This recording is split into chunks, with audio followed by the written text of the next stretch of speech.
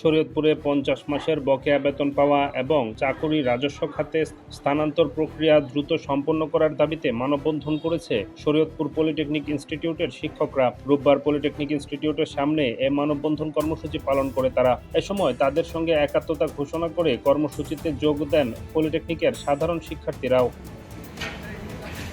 মানববন্ধনে বক্তব্য রাখেন জুনিয়র ইন্সট্রাক্টর মোহাম্মদ আহাদ আলী, সুজন কুমার তালুকদার, মোহাম্মদ ফরহাদ আলী, অনামিকা হালদার, সাগর দত্ত প্রমুখ।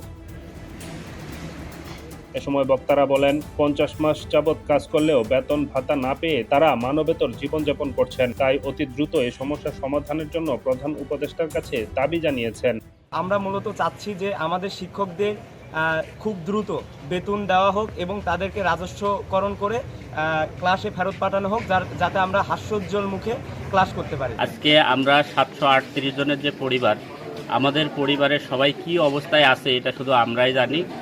আমাদের ভিতরের কথাগুলো আসলে বলতে গেলে চোখে এমনিতেই পানি চলে আসে, কিছু বলার নেই। আমাদের রাজস্বকরণের যে প্রক্রিয়া, সেই প্রক্রিয়া ত্বরান্বিত করার মাধ্যমে আমাদের স্বাভাবিক যে জীবনের যে মৌলিক চাহিদা, আমাদের খাদ্য, বস্ত্র, বাসস্থান, চিকিৎসা, আমরা দেশ গড়ার জন্য, আমরা আমাদের ছাত্রদের শিক্ষিত করার জন্য এখানে আসি। আমাদের একটাই প্রার্থনা যে আমরা স্বাভাবিক জীবন চাই, এই অস্বাভাবিক জীবন থেকে আমরা উত্তরণ চাই।